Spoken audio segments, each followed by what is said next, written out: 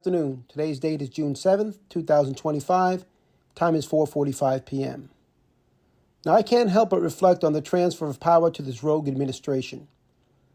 A majority of Americans gave their heart and soul supporting Joe Biden and Kamala Harris, although they decided to take the high road and were more concerned with optics than the truth. In the words of Elon Musk to Donald Trump just recently, "If it weren't for me, you wouldn't have won the election." Now, this notion was suspected since the results of the election were announced, and the pieces of the puzzle are coming together as to how that exactly came to be.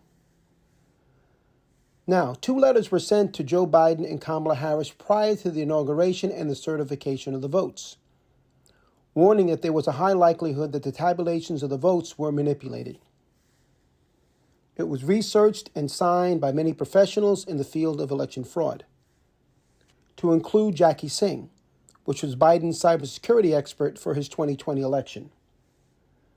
Biden and Harris's constitutional duty was to make sure that the election was true and correct, and to protect the country from enemies both foreign and domestic.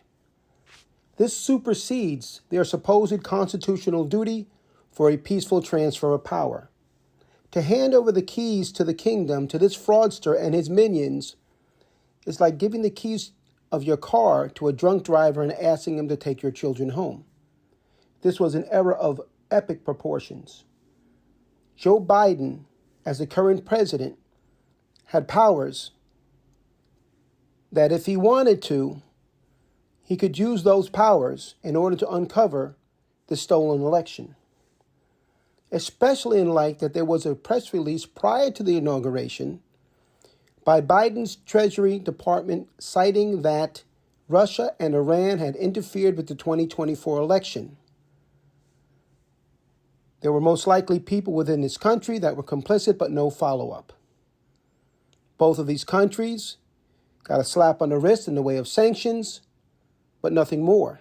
And from what I understand, the sanctions for Russia were lifted by Donald Trump. Now, Biden and Harris just threw up their hands and cried, "Uncle." History will not forget, and it will not forgive. I'll fulfill my oath, and I will honor the Constitution. On January 20th, we'll have a peaceful transfer of power here in America. It was about what should be the norm and what the American people should be able to take for granted, which is that one of the most important pillars of our democracy is that there will be a peaceful transfer of power.